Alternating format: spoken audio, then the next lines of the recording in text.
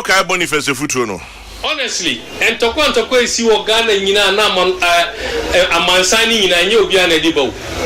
Eniema mienu. Ohia any politicians. Asemba ko abeka wo tekrema so no e chense kan. I want to tell you, do your politics well. Don't let politicians deceive you. Muhu ya se wo no wani edi echinji ya ye ntokwa o. Ye wi aye frustra ko numti nam ne ye wi. Mu ana mo.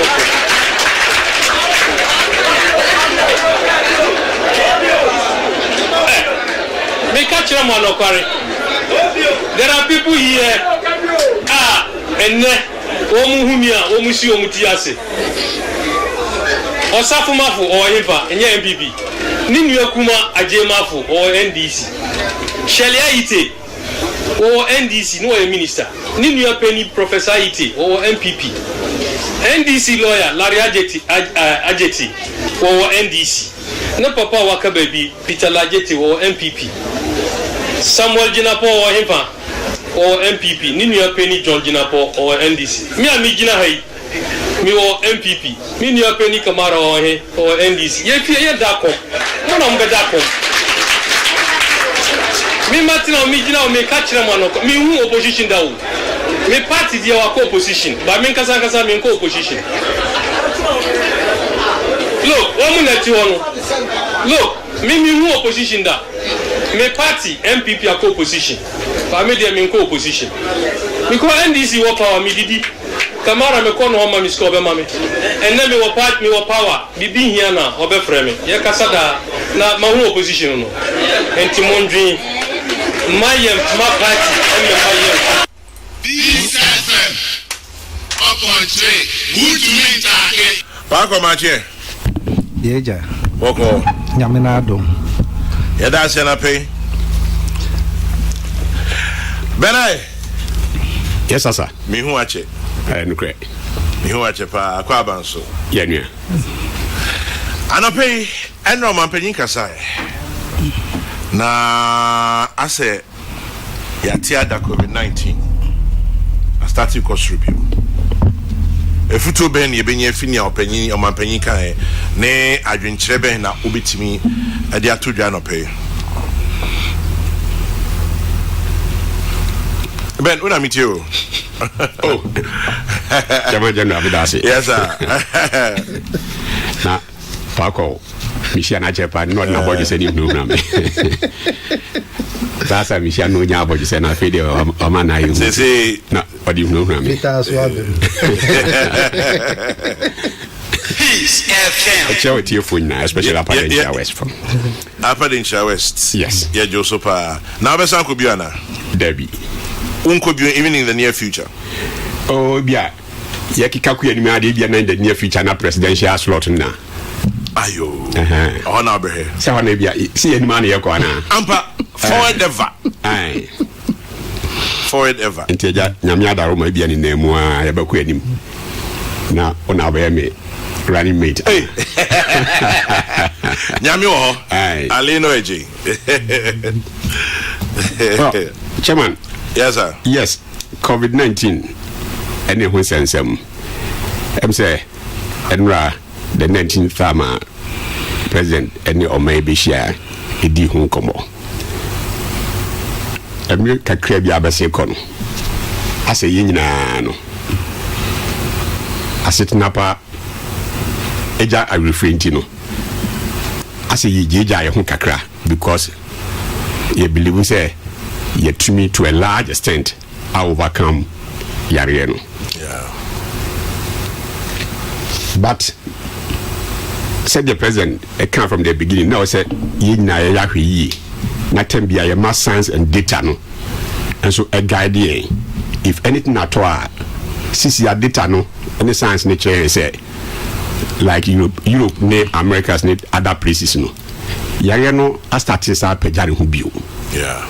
Eti den na say me know ye yes aban de anamo bia also to bia no obetu anase oguso etu ebinit for example the raye bofa ho say o say hoho yensa abribia or see a share nose mask na use sanitizers as often as possible be a sabekebi because say abandoning say this time around man for be issue more ntino or say issue kakra no ebe kwafa ana aban a play any role we no na abeto wo ene meso say ana rose ben ene you betumi a play which to a large extent is as simple as ABC. Say upie every dem no or say we share nose mask. And now we don't see too much. See a better nose mask nana. We share nose mask no. Not only na obo ohuban, but now obo neighbor na say wadofo no obusuan so huban. Because when you are na e be affect obusuan for not necessary say bia yare no kwa na be transfer dia ma omo e bi kwa na ye the breadwinner e bia na ye the darling boy or girl in the family e bia tise bia sombo e family no mo e tise ukonya sa yare bia to a large extent no abusuan ni na so be dey affected in one way or the other na ede na ma ya tise atiada no e trimu de and I'm kase tribia na asetena panso e ma refree say beginning na yare no bi e du ba bi kwa na o say kan ye shed dem ni ade no if we felt the need say yes I was say ye shed nose mask ni sa nyama ya the police for kra e ba street so e ma omo enforce all those things ni na but along the line no na che say as data no e show say yare na conform fine it am I na e ba gidi say o e bi afre de yare na ntumi antake ne madam bi say Maria ni ada yare na wo hadida no o ma hunu na ma na dwane it dey yes aso it as a amount for taking your for granted but at least CC ana data no assign as in show bi say yare no assign apeja ni mu no the only way me know you betumi aya say we go back to the basic rules no. See, you go back to those basic rules now. Basic rules is so many idea chinchini bia. Now, especially idea back when say, "Eh, bia, boama, yare ne san apeja numu. Ah, yemfa ye ninko huyi. Eh, social distance. And look there, SNK requirements no cry. Just say, what's the far? Not even a crown kwa. What did call other places outside Accra that need I say and yet more baby. I mean business as usual. You call ye as usual. Ubako boys ni girls see na say a political season in society who about media as a fede I just go. Whether say in the name of say health work. What I say in the name of whatever name be a man for who a man for basic requirements, no social distancing, mask wearing. Nobody is doing that. And I call political rallies, you know, I call health work, I call all kinds of all kinds of things. But I was saying in I agree. And you can say you take care of now as starting course run, and you can say you're taking it for granted. And you can say you're training man side echo those frightening figures per day, no, and sana. You never gonna share them and sana, and answer, and sana yasako your mask, any those basic things, nana. If we purchase say be a young sanko lockdown crowd. Well, lockdown is yes, we be not remember, but if you say. Okay, yeah, circumstance ni pa na lockdown no why and practicable. But me akuye. Everything as those basic things no now say you mad the ubon ko yi. Na yenya kwame. Yare we say oh. There be a catch a man for say ya dia ya di ani hu. To say for example in shoe to a yin dey say in shoe drops no. Fall down, yeah, Obos will be a dimmy kakosha baby. No, sa na ki hu yare na. And can your president cry about the catcher say yes, she nose mask. And I say you keep a distance from one another. And I say you observe those rules. No, and again a phone and a be day, a be observe. Also, question them at the institute and one I dimmy car, a be question them and I take it cover baby. No, can you no sana, casana, can you be without any force from any security agencies and as bisa. But because I am for your new huntino, as you taken for granted. However, you am for your new who I see a Maya dream. If you quada Bepimenra Mako Kumasi Buankra Enyinem Kufodia Ekropon Ebri Enkrai nose mask in the baby. Come here, say this time go out there now she be grass or now odd. Yeah. As a mask any baby. Aji oko baby almost so any baby. Yes. Which is very sad. I'll say you use more of our brain power. See the physical eyes no one a person who and ya comply but we should know say you should use our brain no more. Who say yes, yare no yam for any physical but I say ya dream let all the time say e put to these basic rules now. A bit to me assign akosoro. And I believe say yebe revise your notes. Now you go back to the basics now. That is the only way you bet me overcome this. The best way be media no play their roles, no political party leadership. Obian playing the role as software, all kinds of other. And yes, I na lockdown. Cause a best yes, lockdown with the before the bad national and okay conditions. They are unlike ABA advanced societies now on what need them or bet me out than a diane or bet me at whatever or bet me ready whatever material PBA using the soft means. Even 7 toilet facilities near daddy crown or shade them or access to obit watch them 20 1 month 2 months I won't be our own lose now ubisaya who say yes situation here in situations where okwa nipa be 10-20 at that one room no olokosa place ni down na kwhye dem na obo man na me can toilet facilities ni ho or say ba ku PF for access public toilet facilities somewhere no fi hoba no san be jam among the lot no much room now obo na say omo no it lockdown there honestly o hwe ni totality e wo ye man with dia nya dia be boy but see keep put these basic rules now even the need to go back there no ehun enkonko hia. Ben Aye, former MP, Upper Denchira West and Ochena General, Yeka Dr. Fasemi, Mamin Fenchia, my ACP Dr. Samolofori, our police hospital, and Ayowa Wada. So happy birthday to you, ACP Dr. Samolofori of the police hospital, from your wife and children to you. Now, Medinchiani Akwabema, Professor Joseph Osafo, Head of Psychology Department, University of Ghana, Legon, Prof. Machi Akwabanso. Yeah, that's it. Pago, COVID, fellow Ghanaians number 19 abitwam. Nanka say a kofom. Afidie. What do we do? Chairman General, Mozikan Medowa CP, I'm the any Mozikana Amizaba studio Hade. Now I'm in far a free domain chair and flag bearer. Madam Bridget Jogbenu Communal Kase on Central and Western region are all brought with our campaign. I'm the COVID-19 issue.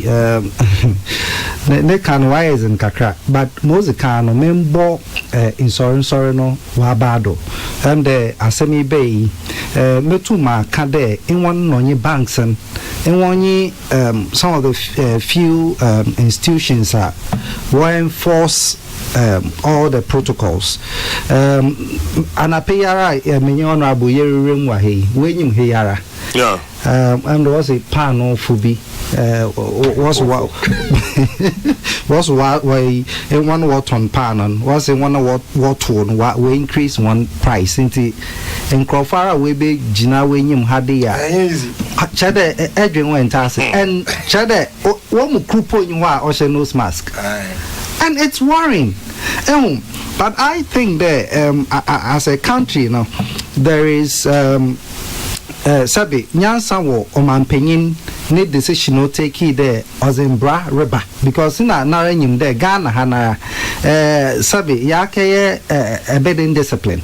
Into Mamin fam brebin bra obey sheza man crofu no washe mask them EI 164 man penyin ozi babe and the demon branders wada in Branada and in a state like ours in Brano wadana people will take the law into their own hands and that is what is happening. Even Trotro no there 1 year one share mask echo all the Trotro stations in Nara BBR stores shall say was a Veronica Buckets was this in Nara Sisi Adam stores never kono she knew any damara me nyan could be or yera other rich hospital ye pon chapel ye kwe ye kesra that one check she I was shocked Ninyim so Sunday in row one check here temperature one mayen in fact I'm upon a request a sanitizer from the front desk meno otwetwe drawer nechi ozi bibe ya unde odanase kra no ozi bigugu yensem and I was saying that and we were able to have access to Yanyankwi or Yarda hospital. So I was saying that assuming that yemu bi wo yarebe ibia chede yezamani free inti chairman general I think that the only way out in there on paying through the police service in a survey ikueku bia obotum wa rely on them and the hwe force the mumbre na nipa ekra na ebiendi yenwon fa embranima I think the beba be lessons are my nipepi because society near woman nyina yenyim de nipepi na survey enyamani bi wa won tase obo on tase there was on Ronensa make there Nancy campaign bia dam float ya waye wodododio MPP youth organizers will be sand and microphone why there one sanitize also when you are one so feed it out. I mean, can you imagine this? It's feed it out. So these are the things, and the more walk ya worry chade oye just a fertile ground for breeding the muyaribi. And I think that the political leadership, to some extent, or they take responsibility for our actions and inactions. Because clearly, Eshemori Kodia float Nazia worry, walk na worry. One will be a test na able to mark a day. In one work of floaty, maybe a nipa 100 and 5 why test will be. Since you are Pogana, will be an test bill.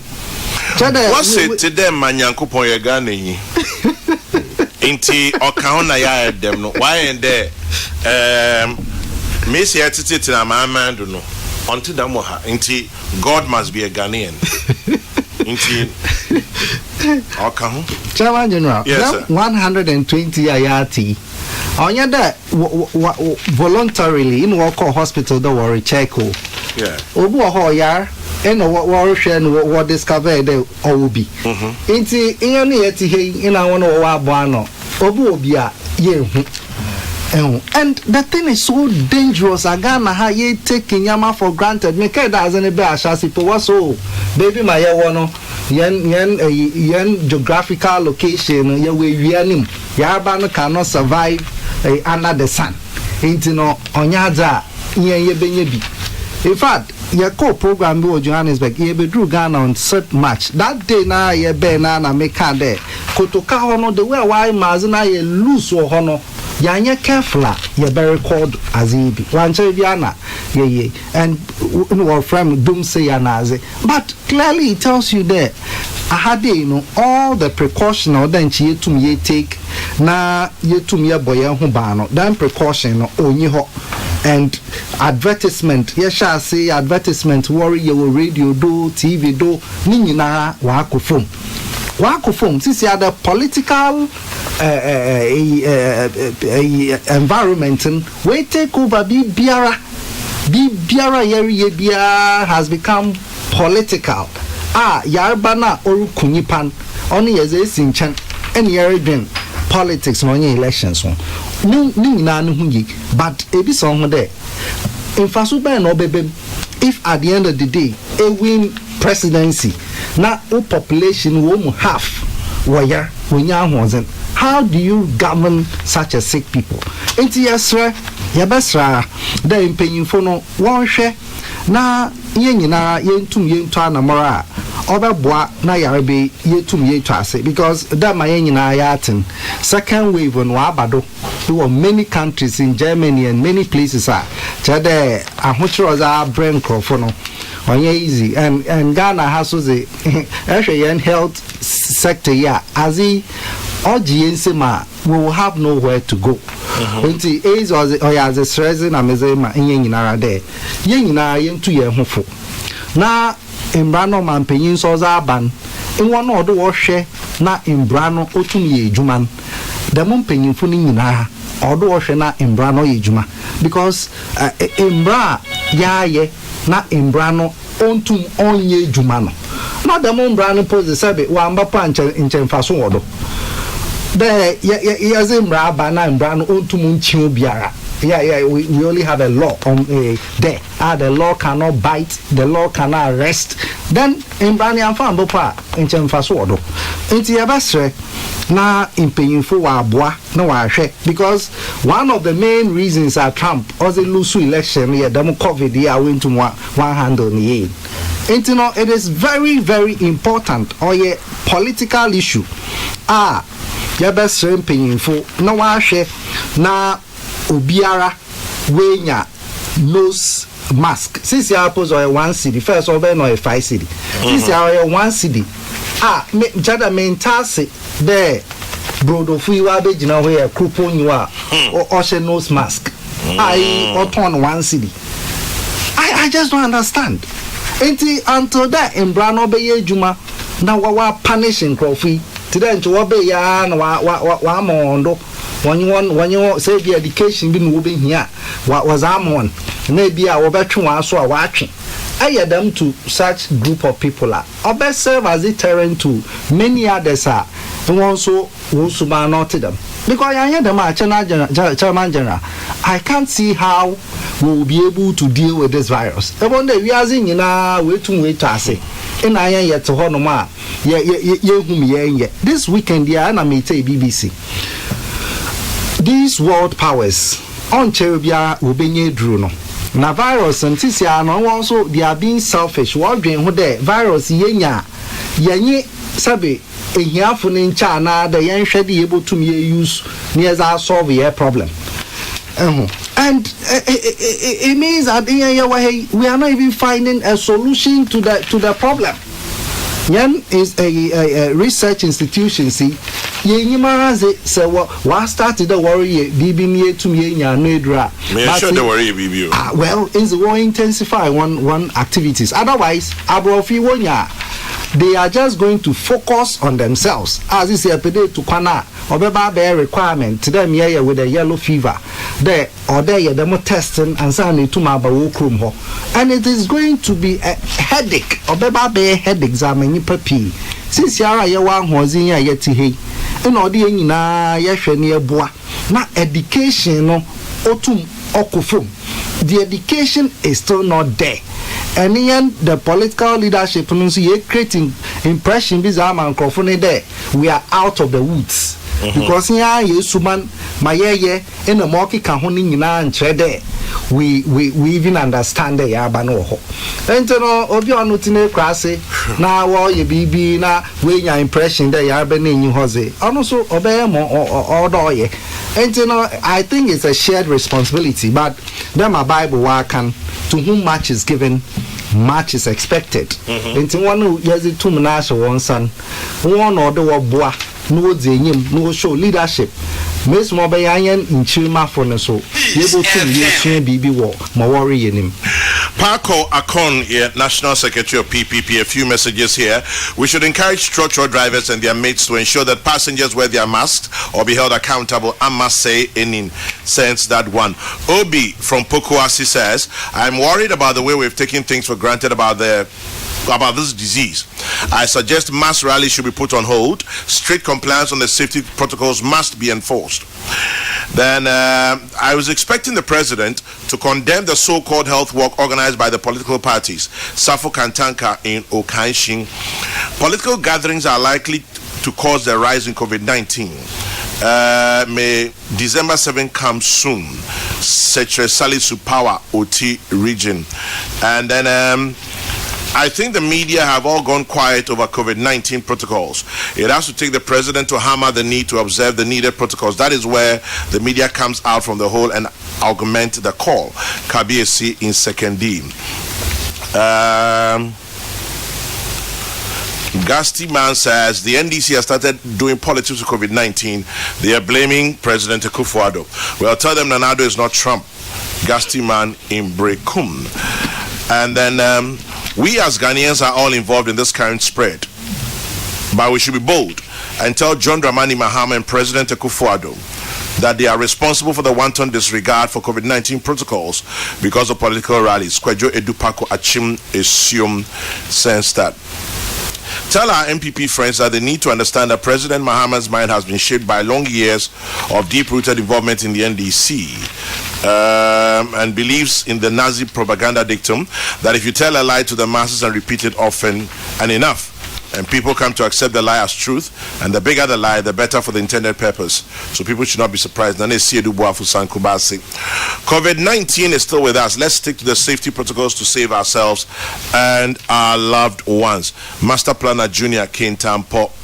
The second wave of COVID-19 is more dangerous. The US has now hit the 10 million mark, and other European countries are also recording high numbers. Let no one forget, COVID is real. Edward Ejri, aka Captain, inside Takrade. Right. So we move on. Ghana will always be Ghana. A Ghana man will always be a Ghana man. The nose mask can be free, but still will not wear it. Gideon Akowa Che Edu in Ofanko. Prof, Mache.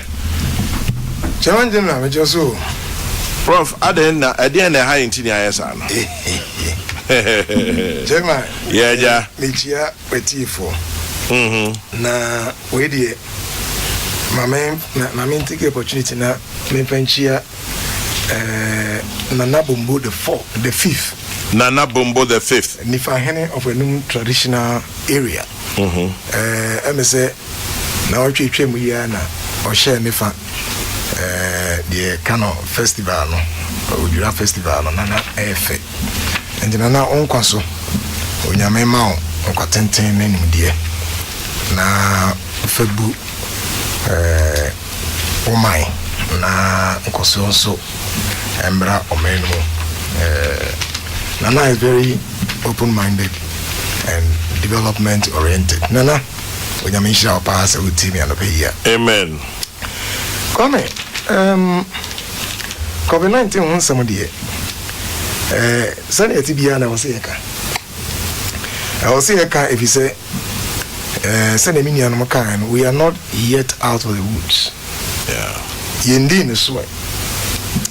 Now, some months ago, and commodity, ye dear, I have not, about the major issue. Ye to baby you could have, we are here to come. If we say, Senator the Bia until everyone is free. No one is free. And the minute say a second wave I started with Europe. Now make us say a mammy and casse. Oh, yeah, the dinner so cry a young cressa ye boy and homo day. And Nanado and impending for Aya Maso pa or my idea. I'm going to an amopa.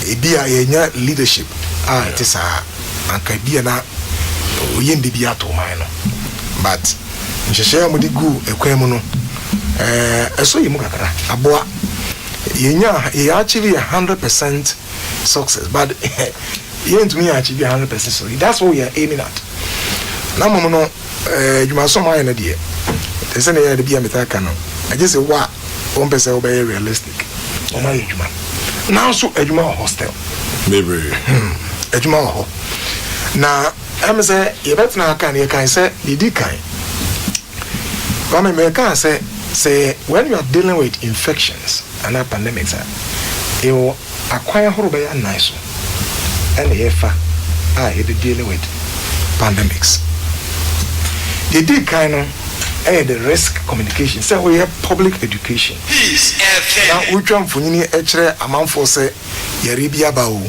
yare no say ne te na woman information so efa ekwan a orefa so obebo ho ban afri sayere no ne nyina the public education dimension bi now we are no free hono mo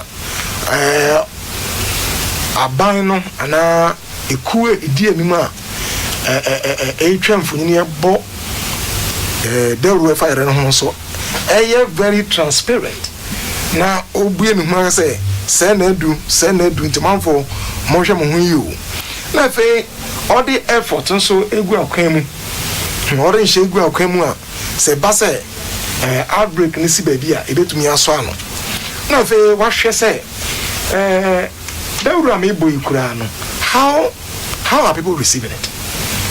Are they taking it serious? And I say no one say shite sram. So we raise communication dimension if you will come. Second, we are ekutia pandemics. Say when you are not the vaccines and the antiviral therapies are also edigwa kwemu. In fact, now me share make us say there's several vaccines are underway. About 6 or 7 of them there test and then report me but I just say they are showing good signs. Remdesivir, dexamethasone, monoclonal antibodies, Moderna, when we now at AstraZeneca. Me now no cause we just say the rush to get vaccines all over yeah try. Now I had a TBS. I'm sure they are doing something, but Obia try say obet me yari no amedru. But make I say until say benya yari amedru. The only therapy we have is behavioral therapies. Come and say obekaya. Okay. Yenya dra ye dey wo ana wo ana ye dey so no.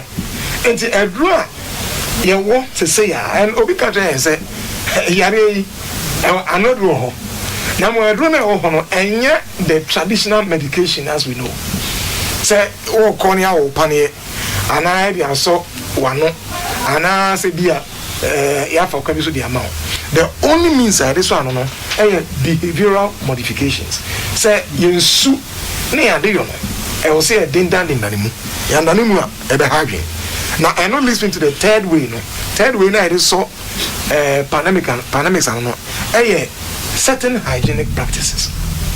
So and the say and what hand washing here more for onsa did ye come then you and account yes say exercise didn't ye exercise show no mask and baby nipa bebre wo ye tete entem hand sanitizer ninyina ka hobi ninyina ka na se kama ka ansa na yebenya dura ye be soya no ana se bia ye be wo no yes na je se edro ho na mo no behavioral medicines no na dim power to apply them if we say or ye no bia e wo suban mu they are in the behaviors of people and that is difficult to change and that's where the issue is. And you know, say, who quentia pandemics until say ubenya a draw the one pan. And now there's one as I say, we make every effort, say, Nkobia who be a opening of no man who have behavioral dimensions, no, say, Horun song, Shanos Masu, social distance, Nina, now we get your exercise, you need to let people develop this and acquire it. And much they say, so I say, will be acquire a new set of behaviors. Now, what a pitino, close about 3 weeks. Obey to me, I build the initial base for some behavior.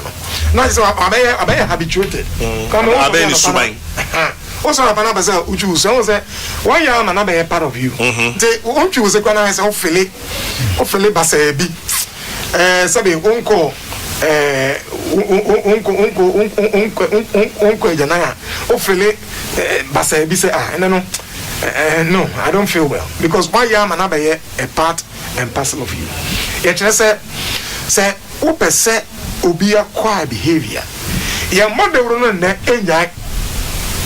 You don't start the communication no job boso mako na BS no say hey yanko you are joking. There must be consistency in the way we communicate about these behavioral factors, and that means that you start here say abaya makas e dey ama come here from say omo NCC. Yes, NCC say momo yare hu dewuru. Enti you start here na gana hanu o say make ore openyin ta kasa asem no hwete sam friend say appointing to kwana ye penya din enso be wan say omo de ba broko nom de abisi. Yes, and in the early days make I say ya start no and say ya na ya kasa oh ye die ye kweyi enti we ka ya na make say when we succeed in one way be yeah careful the way we even communicate about the success. Say oh yeah bomo hode yeah mo ebomo den pa yeah koso and no be ka my consistency yeah koso ne yeah boy homo no yeah bo aban abaso na mo ne ya mane ko entrim na yengusu an yeah adwuma no if you say yeah nya no adruansa until we just want people to acquire this habit and are be part and parcel of them, not just say no do honoma only problem. But sometimes in our communication, we say, oh, you didn't so. Now, the crowd can say, you need this way. We haven't overcome it yet. Maybe okay, your partner was someone wanted to say, we have to continue to adhere to these protocols. Now, the way yet, and I'm more yet too far away, can I say, we haven't been consistent. Why? We haven't. Say, Jadi kai. Obeka say, e didn't win sa research be for nose mask wearing. Yet they say over 80-something% nose mask.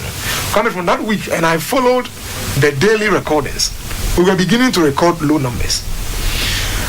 3 weeks also after now, and you say I drop it to 44% or so. And then another casino, I'll say it has dropped to 5%. 5%. What has gone wrong? What has gone wrong is say, you can say no smart, you know, and brother DH. Till let us enforce it. And I agree with my brother. The can say, "Yamo and Soran Nabaso." Because Oko and Soran no, I'm going to say most of the time, maybe about 99-100%. But you know, dear Nimeka say, "Mesrawa, Momodia, some by show nose mask." Some of them still have, a friend is saying, Veronica Baketi. A seat, a dining until over one sack and son of them. In fact, if you want Yama, members be telling me, I am the part of them.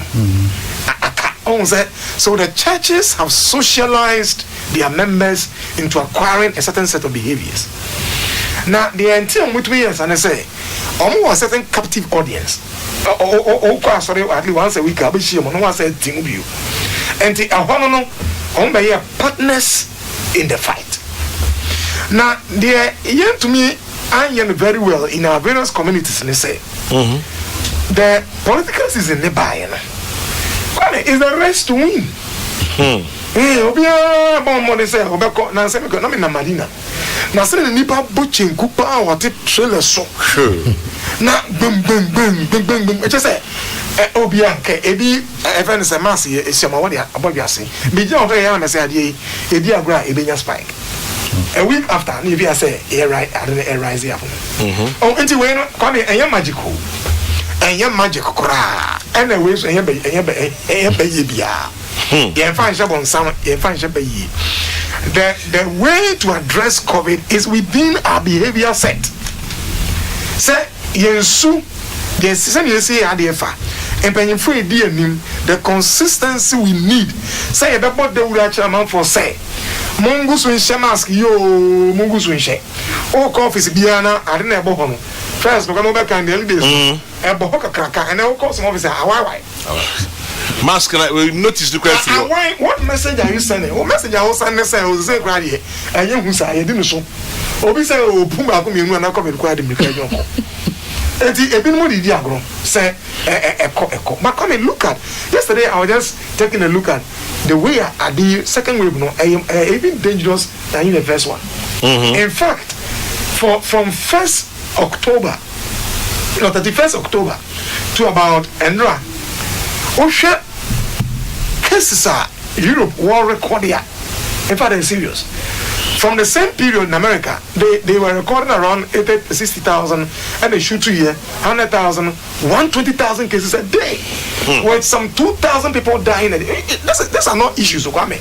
Yes. Stadium disaster by now. Nipa in the Williampo, Bayers and Nipa 127. Look at how the nation was traumatized. We know here, Nipa and the North, we are coming 320 something people dying. Look, this is serious. Now, Ebimukra and Yabrekra and Yomo, there's no closure. People are traumatized. And you know, Adia Ebeidi, Mr. say, Kwame, we need consistency. It is here Nanaka and Rano say he's going to resource again and start the contact tracing again. We have to. And Yabaka say, numbers now, Ebakra, me say, I wish you say a report below 100 and I giant contact tracing. And so say a giant. The fight against COVID-19 must be a long fight. It must not just end when we see seasonal successes. And you want to bribi ebi a teato kakra ya bebe nyame ase na ya bompa infama so na momo no ensese ijai. And you know, that is your problem number 1. Kwame, the problem number 2 is say COVID-19 by can say we know and can not run my order no. Yeah. I will say various levels of leadership. And we know eye aban kwaduma. Say the meaning no kan no. Eye traditional authorities. Eye political leaders. Churches, omodi nyame adom bo mama so ho ya de pa schools kwambo de kakra na wo SS2 we for the school ebre ofie and various place market women me ba wani no ya say brudo for say na me yake omo nche mask omo piso cham obi ashi na sa me nyina nyina no Yabaka say, oh, and now you're so high again, but there's a way to manage COVID until we get the vaccines, and the way to do so is hiding in our actions. You sooner bind the air, you know, and no, and am I no quite the house? I say, Madam Munjay, or message of you, Comment number 3, make last week say, if I did a say, flu fatigue. And only say, and you are not obi ya de bia say yare ne bae no. Yes say mask. Yes say horonsa. Yes say why ya so far unya yare bi ha. Enti afa de mabre. Na fe obenya awuda sala. It's like crying wolf. And they can even say optimism bias no. En kameda. Menya kamenya. Mimi nyabi da am pass wunya bi. But makase there must always be wisdom in excessive assurance. And the nimdia hu hia say ubenya ewo even say nkurahye te wo hye wo nkura na wo de nimdia so ka ho yes wo ka say me enka me da enka yampa enka wo da na mo enka wo da na wo ro nsa wo hye mask na when nipa bibi ye okruma, do you go into areas and nipa aboutinku? These are the things to think about. And say a tip for it here no pay ya. Mesra mo ha. COVID-19 no. It make up penini. It make up bofra. It make up ohene. It make up a friend say akwa. It make up president. It make up ordinary citizen. It make up lecturer. It make a student. Na ye nimne sa. Come ye say nima meeting. Say nimu dia meeting. And if I'm also about them Japan. And to say amount for the fear. Ye team actually say President Miko. Et Mika manu. The better can manayare. I saw for a bomb pie. If you could win in the US. And the memo be in say media, I am beyond it. We need the wisdom to act. Nimdia, any yes, I want to say 2 years number, not yet to me be a race, no. And we are yensem. And it's our coaching chinko, Piesa now, as I say, mass by a bit about life. A be a honoma, Nata, no, I should be. No, I should be the carrier, and so on, then I'm what you say. And I was for Yarani and free Muansa. Now, say you see, say you know, they shut it down. Now, say, Omo Crampa, Mumium, Hokrania, vaccine, Sally Bodina, no Crampo, and a more break here. Osha, and that many the okay, say, yeah, no, say, lockdown, bah, come as you. He gave a very beautiful analysis. Lockdown, dear, and car, never say, I lock it. Now, lockdown, man, so easy, sir. And you is a class, I bet now say, na kesi, as I rise behind and say, let us go for a second lockdown. Or mine is sick as some ebre. Young antifie ebre. Come and a lockdown, I'm ready to be. Make our share lockdown areas now. Within that 1 month, abuse cases, of course, no, yet. Sexual assault, that is it.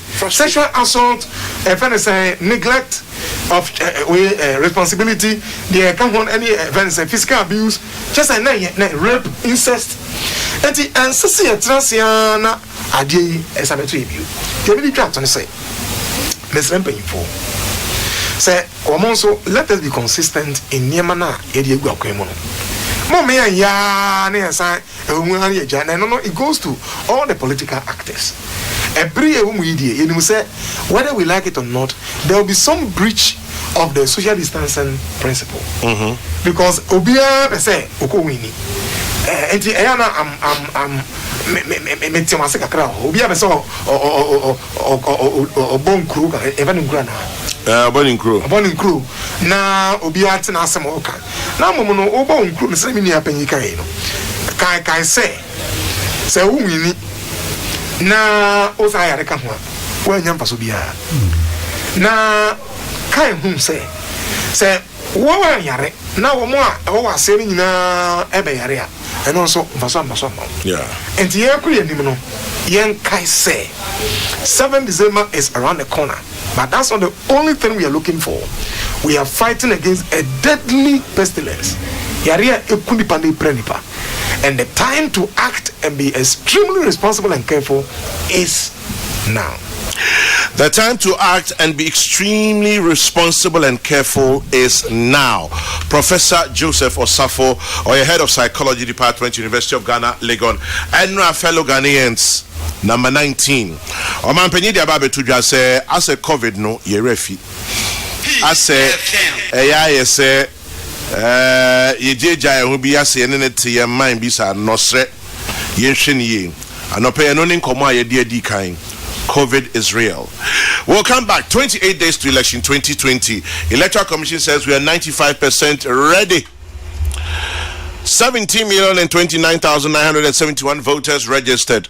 Electoral materials already dispatched. Political parties intensify campaign. And no can home and the numbers na banana. Man could see me futu na membre. Futu edie. Ye to abewi kwa mesambo. Boniface Abubakar Sadiq. E futu de ma mebuno. Honestly, and tokwa isi wo Ghana nyina na amansani nyina nye obi ana dibo. Eniema mienu. Ohia any politicians. Peace FM. Honestly, and tokwa isi wo Ghana nyina na amansani nyina nye obi ana dibo. Eniema mienu. Ohia any politicians. Asemba kwa beka o tekrema so no e chense kan. I want to tell you, do your politics well. Don't let politicians deceive you. Muhu ya say wono wani eji echinji aye nkontokwa. Ye wi aye frustra ko numti nam ne ye wi. Mu ana moko.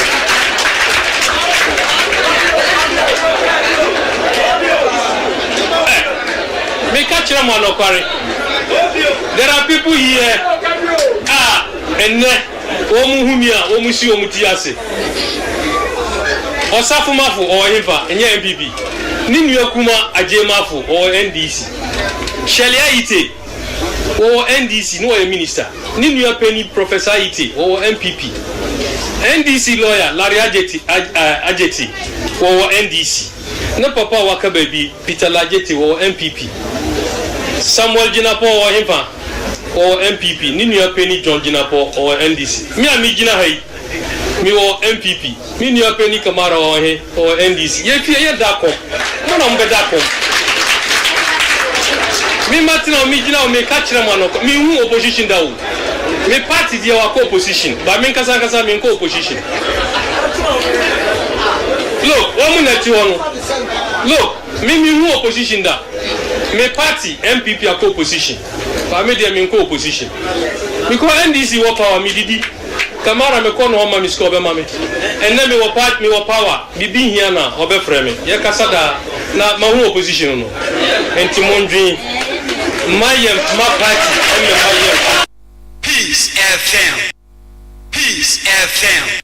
Kroma etutuase mo ha the police station me baby na ayade begbusa DC ne MPC ayade police station na ba kroma no ye be chi nipa bi ama mrantie bi abomu dom percent police for be me sa na ya wa no ma chi nipa to police station the police for no ko ana mrantie no kwa ko yi police ni no anam ko yi omo suspect dem no na agi police for them ana em say enra kra enra BBC wo race course crofra ko omo de mo pe fans as ho sisi dai police focus to promo no more start to police no ye na ebo mo ban police no ye na ebo property ho ban na say ye ti be mo ye ho ban a na e fa so ba na we so obi aba wa dwene say police station ya chi di pa ho o de o pe police station wa ko yi di pa no a me fa o se me di Kumasi police na ba be gu kroma ya ye no 1 to 1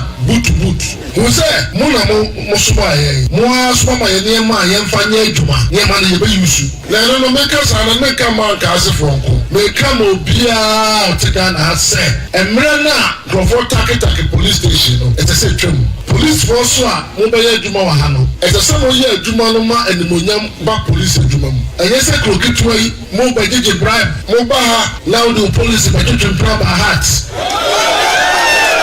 o police ni ba ha o che o be gege the crofo guys mo ni be bro so enti se police ni so ye obi abone a o ma ya so nti na obi afa emra no e hyeminsim Peace FM. Yeah, twa ye jumediano so Ben Aye, former MP Mashebiduni and now our Upper Dentra West.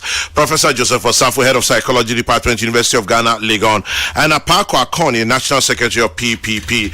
Ben Unawaye Kumache, Yanko 28 days to election 2020. Electoral Commission say Omai ready 95%. 17,029,971 voters registered.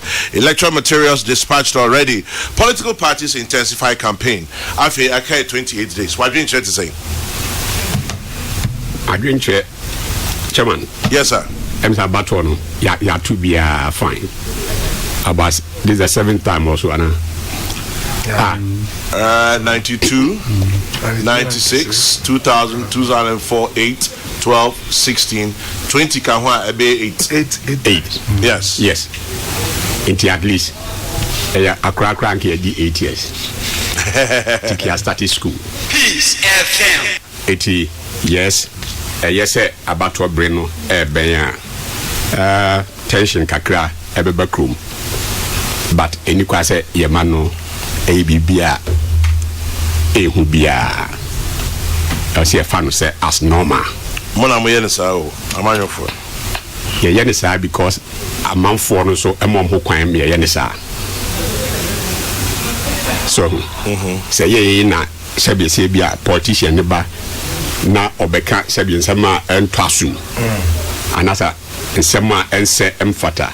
Na ye man fans, ye young son swa or Coban next time. Maybe some kind of very different. Ye fancy be a men a candidate, our Upper Dentra West. Nankama Kumikrum, I am free. Me queer me coca in Symbian to assume.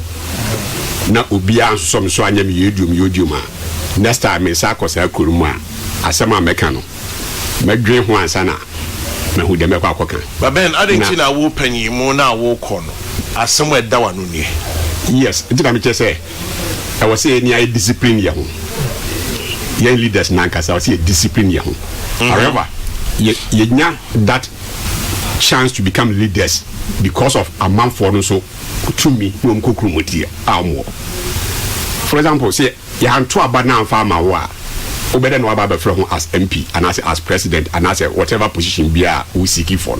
Yeah. So it yes you two both sides need nafo. You two both sides need nafo. Say yes opening na nka wo kra de wo kope leadership role a play no. Yeah. I was say ka now we example to a man for na wo ko preach to me every one hono so. Ti say wo no so wan to me any hu ni as expected there. I was say a man for na nkasa so ma o mani da ho. Because em bebre no say bia me ya de na enye na mu say a man for no so some so o mo yemi yedum you know I don't see the need to change. I won't see the need to change. Me feel say any o say me koso eye ne sa but be 1 2 shebi amanfo nyina hu say anase dodo na hu say bi we dey ntwa yi asem we dey nsepanyia no asem we dey mfatao ade we dey say next time me ba be kase biwa kamadwe ho. Yeah. Until two both sides need nafo. Say yes, aka 28 days. Ni ye kwa akotoba. Ye ni Ghana fo ya ena ye kwa akope do bidio mampanyi ni mrahye bidwam fo ne what have you. I didn't know say ye ma ni ye bibi hu. Ye kan COVID issues. For example, ni ye kan say baby e tumi observe what ye ni pa ye churches. Yeah. And you be a mosque na de bodo fo ya ma ba dogu ya obia enhye o metu eto bodo ma bugu obia enhye mask enwe ya mko asori o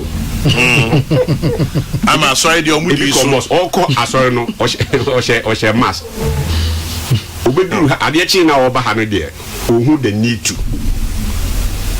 ananti ase no na nko yi ana to ohu the need to just because we do asori de ye de sie ni mo say on shenti and say wa shebi. But no, it's not just about say I saw them na me be enter into my mask, but me safety, and my family safety. Into now say me share mask. So now the about to muswa. I was say yes, yeah koyi. Your friend say do be the new, but shouldn't be say at the cost of even my life and I say. Me dream one I am in Tiasia, like Boniface was saying. See, never Tiasia, say, I ain't paying qua dear. And yet, the Biana, Yena dream back up Bencroom. And coming who didn't tia. I was say, what you are coming, whom Biakra by Yabrabum when elections are back closer. Yet it as Ghanaians. It be a Muslims, it be a Christians. Yet if you bakumu, ntoko biama. Even within a Christopher one ankasa crown. Ebi ana minua park or a Methodist ni an academy ni. And I'm so me Mormon, latter day send me. You go the same school. You be dia grow, you be bibia, cause the bria. Me come master on so corner sorry if you are sorry ba. Yasaba bishia, we do things together. In fact, what you waka me bia emma yeni aye bia en fa say o ma edura so time o from home Methodist for na Methodist for no edu time say ko bobola e bia na within that same group no e bia kotoko for e bia house for na division asaba ko bobol ya emfa problem bia ma ni asaba fi so uba udi kotoko for na so e bia another thing between happen na o mu beside dey asa chiche bi be kwa kodi ha e bi be kwa kodi ha Yakoba Tambia. I didn't know a group politics there. Umiana and Ray Yarn and Kwakotina Stadium Namu Chia Kotoko together. Because Wakoye NDC in Maoye MPP in Intino, and we there, I feel for Bako Bonity. What is the point? What is the point? It's Yabakoso about the room. May I encourage a man for also out there. About war. Yes, 28 days time. You na ye kwa kotwaba. And I'm say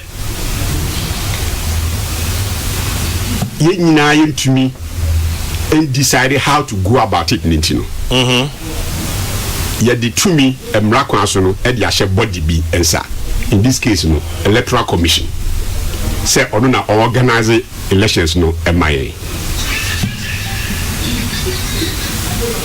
pe anamo se watu no 95% why ready yedim say enna kakra aka enimi enye din a ebre ne beso no na why 100% ready na yeni ankasa so players ne that is the political parties any amount for nankasa no so a yeso ye kwakoto aba no yeso your readiness to say and now what are we telling the people down there? Election should be about issues, but is that what it is? It's supposed to be to a large extent. It's about issues. It is a kaubiaba and I'm going to go to say you allow leaders no say be the PBA amount for super cost the PBA at the end of the day say kofa basa bi banso a empe bebre no the masses down there no at the end and the sofa. But who calls the leader to order? Who calls the leader to order? Leader na sebe and some no can ento asum na ebo man ne e de basa wan e bitimi akasa tia no anasa akasa nanim eye me no enu tina ye nyia so ye wosa akwanya se every 4 years bia no so no ye be kire se wo oni kasa yi anasa oni ankasa yi oni di ni anasa oni endi ni yi. But say the name from the beginning to the extent say nipa no on kase yi oni eni ni yi na sa manfo ko bo time na chia na dwe be say do ye no is right na dwe be say so eti yema campaign no nya issues based say campaign na be issue based after all o man no ye nyina ye destiny no a common destiny ye nyina ye TSCA ebia ye se ye pese kumase kumase na ye pese ye kono and a prof fees on your call by air me fees me call by road me no fees e bi obi tuma call by rail abia we dey no ye nyina be kwa kodu kumase e kwan ya ye fa so akoho no e na ya dwen no enye den e different again depending on circumstance. If you are at crisis here, I am at studio here. Now, no appointment. Kumase by 12 o'clock. I was said, because I make by road, and I said, I should know that me by 12. To the best option, they said, I said, me call by air, which might take just maybe about 45 minutes or less. Or less. It's 30 minutes. Exactly. It's not enough. What's your chira? Let's say, you say, you're bassi, you're Kumase. Over time, I can use I was in Duke Massey by 12. Me ba na me suggest say say, oh, make me a call by road. Me is call by rail. Now we is call by air. Now share time I cannot meet you agree one and one putting together. That to me say no. And if you said yeah, all cars will be called by air no. DNA realistic. Therefore, you for your support and continuity. That's all. About education, about health, about roads, sector by sector. Sada nina here. Health sector, then you agree. You say you health. But then, all kind of better, no. In reality, the same say you better, sir.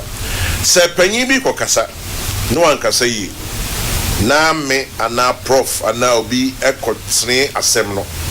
Ana se Kokasa na nechita fufi se waka se tiada.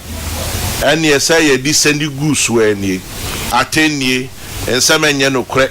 Na if you are some nankasa na yeja to ho. Yes. Na if ye na ni titi say ni shoe I say ni pa what you say.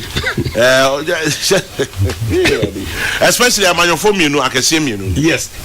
Sanity. And yet sanity. That's it. It's not say and yet but we should get to I was say you to me day. A crack no say no. Ye ko ye ni nyina no. Ye politics no ye refine kakra o. Mponi. There be me party ye ko ye nim no. Who they compare after all, even electoral commission as well, who they compare those days. We are now easy conduct elections. So we are seeing soon sa adaka ya ne de ba besi ho beba na ache se obi ehunum se den na wom ye wia ne kan kura no ya san sa adaka yi ne ya kosi baabi ansa ne akokan o de sa enu to ho anamon tu no eto ho a otum se as far as EC is concerned there so obey fair to the commission now all the faces of who is occupying that place now otum se commission no I improve oma yadwuma yi pa from 92 to date no enioma akona nim ho but baby a eno so kra improvement kakra abem yene amanyofo no the way we play games no anyhow your supporters interact near the no eno so improvement kakra bem but the horror na chese otumi say still adwuma eda ho yes chairman okoka asem no a obi a de onya dwen beba be di watem oba be say but that is where I was say eniku say bu abam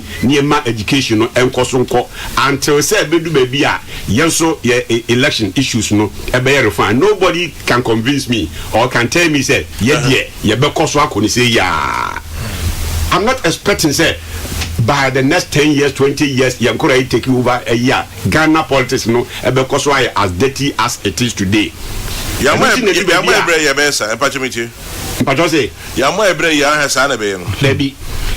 that is what they will inherit. They become major thing I believe say a bit to me I cause the change free SHS policy na Nadia ban. For lack of knowledge my people perish. Nkofona ya tintam nnuane maania de adekoje to aboya then how many accountants na ya ne wom? How many journalists in the womb? How many doctors in the womb? You know, how many teachers? How many, development workers, social workers? Exactly. It's the more and after Bible Christ said, for lack of knowledge, my people perish. Nipa no ekoto born, India nipa ni nintino. Obviously, me no nyadwia. I was saying, me dia babe boot.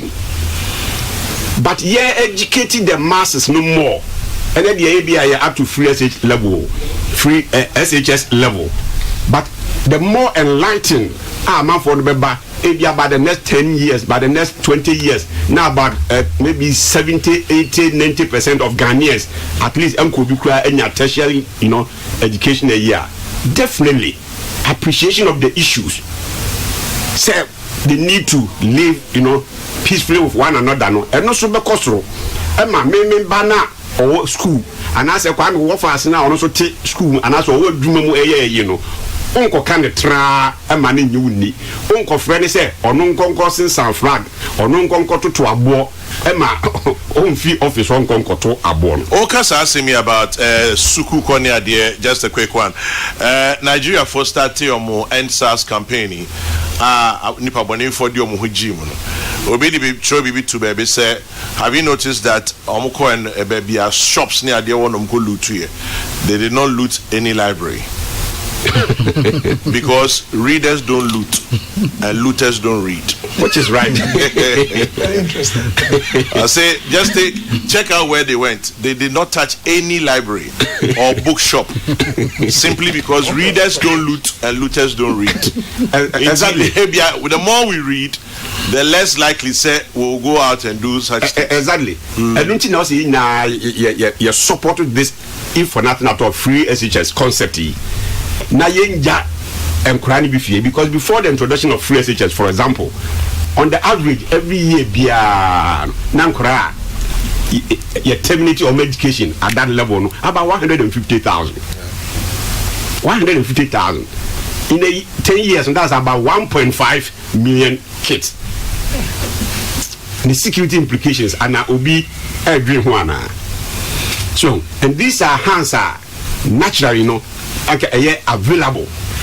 So bit me manipulating, bit me I can't do PBR channel, say no because na be survival issue. So ko to abo ko say ba na money 10 cedis be money 20 cedis be. No. You to me consulting no. I see nyina as of mine. The be bia na dey ho dey better education. Echi. A man for do na be enlightened. Omo ye enlightened. Imposto near Juman pa. So knowledge no one reducing the chances of going out there to misbehave. But here we are. as a government, not only encourages amount for do na beko school, but other policies and programs are there ban. Which means means say be create more jobs. One district, one factory. Say by the next 5-10 years, near to me I industrialize or may job opportunities no na enhance. Take the answer job opportunities no employment rate air cost no na reduce idle hands ubenya na dia kwede sa etutra semi.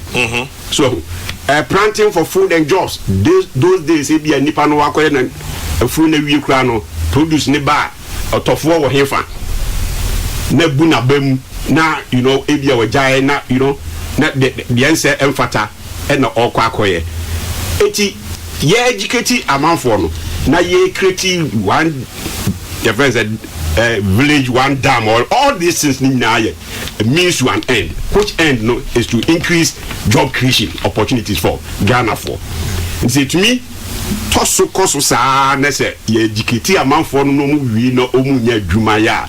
Nese people no so ethnically no mo say yes, these political parties and what the vision and what the ideas and what those who have what it takes.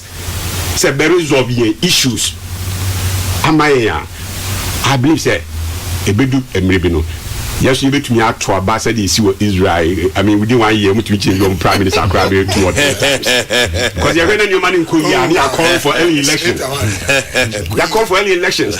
And yeah, my boy, and yeah, he said, but yeah, 3 months, 4 months, yeah, 2 months. That is it. Yasas prime minister. Or continue to Ubugano as Abu review. Not to say, until we team you are coming beyond. It is my prayer. I said we will get there. If we will get there, so Minuna will road to play. Ben Aye, former MP, Upper Denchira West. Interesting conversation and pay. Yeah, Chichun Komona, Menko Papa, and Apako Akon, National Secretary PPP, Mitieni, and Professor Joseph Osafa Baby. Paco, 95% ready, 28 days to 0 hour. Otoden? You, Chairman General. I'm the Bebo East in Abado. I think that this ECIA in terms of their engagement with the political parties and why are they? In Pachuans, I bet you don't know. So far, Ghana Health Service statistics: active COVID-19 cases 1,156. 1,156 active COVID-19 cases. Confirmed cases 49,202. Recoveries and discharge 47,726. New cases 198. Wow. Total deaths 320, unfortunately. Margo, I'm there so far so good. Except that there have been few challenges been raised, and the ECWAME and assurance that all those challenges will be dealt with. And so I think that major way free do not mabawabado. But there are also some concerns. And this election here coming, the first time. 12 presidential candidates on a ballot paper. Yeah. Which would mean that even with our previous election, I go 8-7 as a sports balloting. In most cases, they are over 200,000 issue electoral commission through one public affairs directorate and all the work now. What to more intensify education on this very issue. On that. Then the other issues here, electoral offences. Chairman General, the election or the outcome on your open the processes leading to the election also critical. Now, the wabe normal wahadi the kotua bebiara some of the electoral offences being vote buying. Violence in a moke kahono de biara osi oncheri biara odododio shemokodo. And the problem many of us have in there, the mass okoda. There is no punishment for anybody. So hang on the punishment. Ben, your kind Prince Zachariah I say Zimbabwe has one of the highest literacy rates in Africa. Now, you remember how they turned what could have been a bloody coup into a joyous one? Ignorance is a big disease. Just to support Obache's point about education. Okay, Paco, talking about punishment, me too. Chairman General, oye critical because ya tuaba de bia yenya reported cases of violence all the time, and on your dead one war cause the mayhem sabi wofi outer space no bro. Why ya in the case of the Odododiozi, there are videos of people one war fire warning shots nazi saying registration the binum kite true nazi. I mean all these things there. What is the point? The obiwa sorry finifi or banwa beto aba. Na sabi ebinum so obeba ho na we misbehave, we create a certain scene to create fear and panic in that friend and polling station. What is your objective? Na mo ye nyina no, what is the punishment? So why the mazi no nyaho punishment biara? Then Chairman General, we will continue to have the mazi all the time. Ain't issues of this nature no or the yamayadrin kodo because the muslim knows is in quite often no inkrofu pra inkrofu wo now one wo wupo na ya wasem oya me yaw osande. Why do you want to kill yourself for a politician no ne bapo onto aba politician no name bapo on school or Ghana? Why do you want to kill yourself for such a person? Because of no curfew. Yeah, but the no curfew. And as men ISS, lack of education. But Chairman General, it is becoming unbecoming. Yatna the mazin. I mean, my greatest concern with in one power to arrest and prosecute. Because sometimes here police officer on whole. Be kite trauma warning show na police officer no rugwan. Na enjoy it. Hey, brother. Na self-preservation. Mpocho, what is the first law of nature? Self-preservation. Hey, police officer unkwetu. Na guy man kwetu no rubon pow. Na onko then. But Chairman General. Hey, brother Jay. Inchin na muko yedo. Inchin na muko yedo. Hey. Na nimba with you.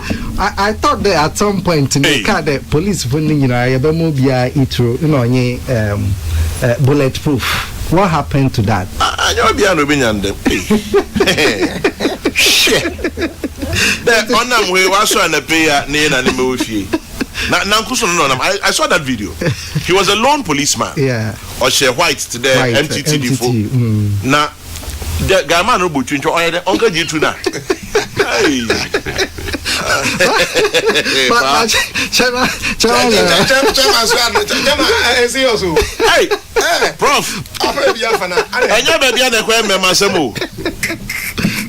But Chairman General, you see, ideally, you know, and police officer biara on amwa odonya bibi kakraze chano. I was be protected now. Onuntina na maybe sade. The mo bosha obey the police funyina ya bemo bulletproof. Ya mo biara etru no za bone ho ba no. The more promising what has happened to it. Because police nyina meke no. Onu so ne nkwa ho hia no. Mosi or Ayawa so west were gone. You could see the police for no, but they could barely do anything about the issue because in one war no, they were in one point were more armed than the police.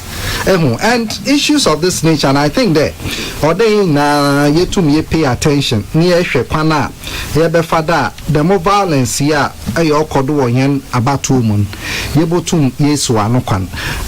I think that the other issue are otumozi violence neba pa na attention here the winner takes all and only vindictiveness or yen society nim I mean what PPP meaning there's a me party on power chede ameze menye bibiara because abano beba power on no shede ne nkrofo na ne nuanom na aze no wo benya bibi kakra no was I, but it shouldn't be. Inti ingende no yaka on several occasions that yan shena yan reform yan system and Miss Mobe Adam winner takes everything able to yam wakufo.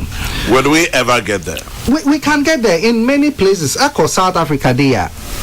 This year, one will use proportional representation. In the actual PPP there, last election, we got over 100,000 votes, but we are not represented anywhere. And in terms of decision making, passing of law, we are out of it. Even though we constitute a major in the electoral process. And these are some of the things that are the other ones, election of MMDCs. If the MMDCs are elected, some of the parties may not be able to win the national election, but in their small areas, and they may have the opportunity to govern. Miss Mobaya wants one ideas via one. Obo to mwashena those ideas and yet to implement. Eti yande oya papa abra nanado omiyeta aside election of MMDCs and so one an opportunity by 2018 obaya no implement nechi yeti yande went to mwambado. And I'm not sure of Obebado. And it is worrying because the man's in the Chairman General. It will be reduced tension because anytime will be appoint a DC for no anytime them DCs will be appoint one. Look at what happens at the district level. So why don't you give power to the people? Now I won't decide who they want to be their DC in that small area, because Sankrofuna will to know you want assembly manner. Why the ones want to know you want DC? No, name, so that the pressure on the president no crowd will go down. Since the Akko district, many of the districts they can't do anything. What to what kind of man paying they release the cash via Banoza baby. But if they are independent, in Wara they will be able to go out and solicit for funds. And very young people, I mean, in Midsval, Johannesburg municipality do offering Midsval. Very young guy, about 26-year-old municipal chief executive officer. Actually, investment on his own. Where to other bread name for now. It gives you credence to believe that the more MMDCs and Yatuaba Zemawana, they will be concerned about their communities. I'm in the area, the DC then on family home, because on you there eventually on Yamin or report man paying for as long as he has a blessing of the president or no more Pibiara Utumuye. And you know, these are the core of our challenges. Siyenyu abrepa de ye pedi ekoyenyim ni enso yetum yazi ehun toto to ebinom za. Then yan fundamental challenges are de bia ye kan ho asem or de ahwe ni yetum ye resolve. So ya resolve na de bia ye kan ho asem 20 days to election. On the day of election we'll go and vote and elect somebody, and then what happens? You know, we must pay attention to these things and make sure that some of the proposals are political parties like the PPP. Yes, are but table nedon. Yeah, sheni tum yen kanwasam. Yasna kande Parliament here we in Brandon also about 51% of young ministers and although if Parliament woban also are problematic because the same people now more minister no ye part of cabinet. What now cabinet will take a decision was about Parliament. We take a decision no kawaneze. There is no way a decision about Parliament or be opposed. He will never oppose that. About the Parliament, why maybe more describing as a rubber stamp. More feet so baby biara or they will agree. Anyway, it is not helping us. Into Chairman General, these are the things that we must pay attention and make sure that education on the electoral process, education on the electoral offences. Now, easy one can they must educate the people about the electoral offences, because it's a easy boss. No presentation or parliament. There about 14,000 people were engaged in illegal practices. Every year, BIC or to gather underage people, foreigners in a market can when you was in a year register name. The question is that the monk of we are 1 year qualified to be on our register now. What happens to them? What is the punishment for them? Well, food for thought. Peace FM. Prof. School you're used to starting and closing a school. Yes, bro. I'm say the kind of COVID no ever and is receive beer. Am I for the quiet in your brain and ye a pro bob and moving around for campaigning.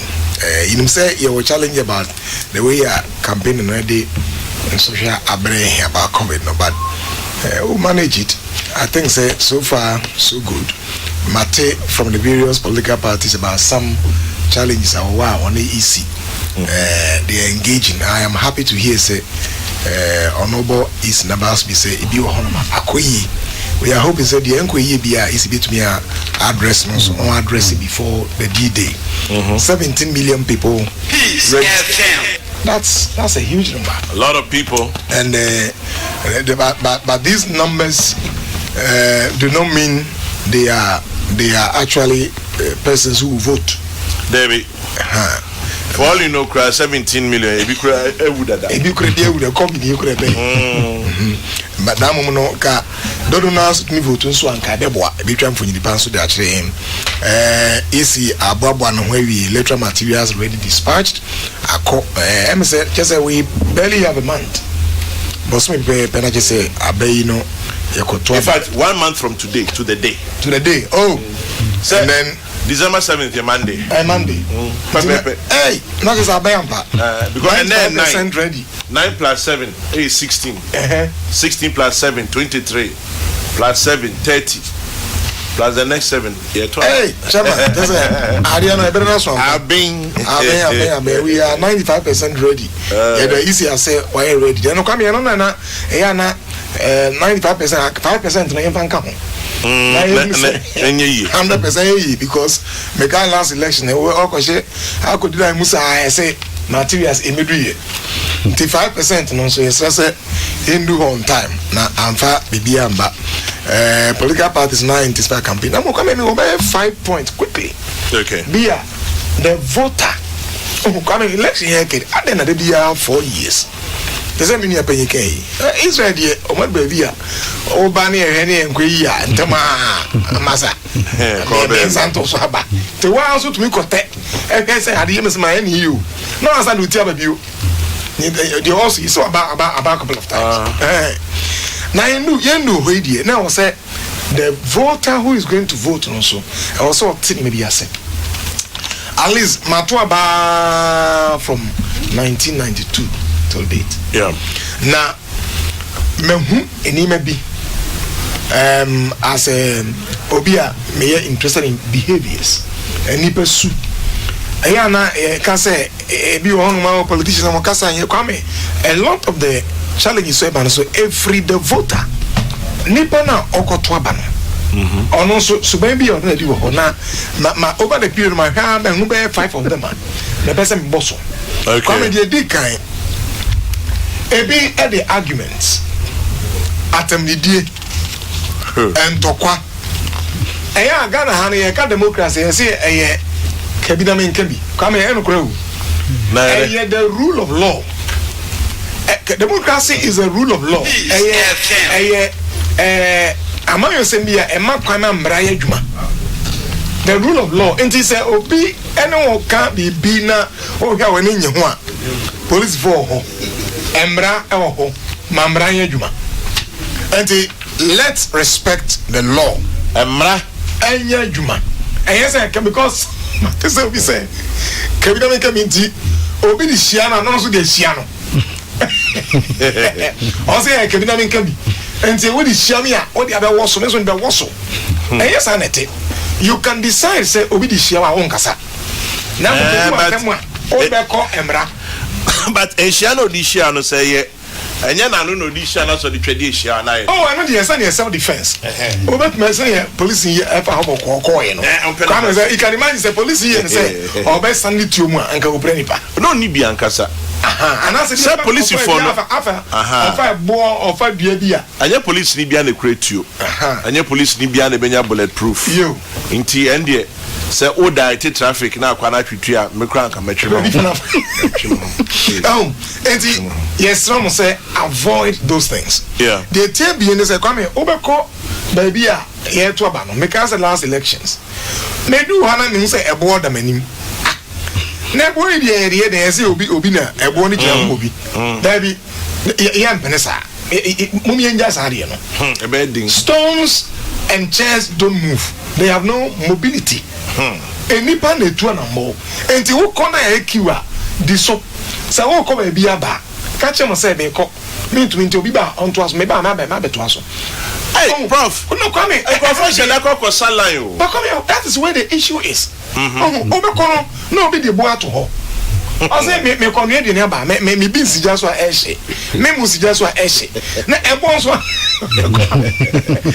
movie come a movie prof just say you were chill you can't do this we're backward we can't do this and you do na say ebon na obi di odi wechi no okwa na obi ebon no okwa na obi ebon no mom ye nja ebusiafo ye ne sa sa mesamo a okwa na omu sija so na mo na hia o de makwan na de oba no onko koye omo no oba bedi so o same come say o yeta no kra ye kra bo say a time comes abeko no bi akwa ni ho sometimes you can even study time na nipa bochi nkuno na wako eze kwa so cover kwenti no obeko na expensive nkama and me sre na mo bi enko fa bo it creates problems o bi ba no fa bo no to twe ma me ba ya den wa to bo na o say boy nipa e bo to aba enti uzabo o mi a chei madam we be can ever cast o say tagbo kuku come dey tell me answer say minimum say mpanyimfo e ba say obeto aba no a abere bi aba panyin bi aba na nankoma nyina aye week o hwe ni age on ma 90 plus 80 plus 70 plus wa we no kora won say oh opanyin die say me position man no to aba na ntem kwa and I say easy crowd regulations about akameboa as empanyimfo bana bia on to me nyina ncha man kwa na koto mesra say empanyimfo de bit ma momokwan na mo abranti a what say me na wotu mebet ma gina ho de don't go and ask for special favors kwa me no so me last election it created a problem yes your teacher ni o te henti ono de hey na we teacher ni obi so police ni obi so ye kuani obi so ye mom yen guys have special favors no na ye nyina yenko in creative problem kwa me the tier 9 say obeko line bi mo no say ya mete say ye baba to ye obi abeto first no obi abeto say ke no anate na afofo no eno susu kura no ehun come se kura ho ya say o me da hadia na wini politicians can be very interesting na mo no ya yekoto abano na ko sheki nu mu a o yes science and their chancro for you see me can last election be na me to abano obi ba hono ma no oka and away the ohwa be oda idie so quickly electoral officers no they ask him to go away o create problem obi react back na e dey no so asema ba the last but one kwame mesre emrante one maya yesisu a se bia a yenya adwuma no enko jisika enko ye de deal bi eto aba no enko jisika ya ma sika se wo kona say mu say ho ye de na enko fon entum ni kanko don't do that so we say o man say ba otim you don't do that until man ko jisika say me ni e kan no education e hia pa we believe say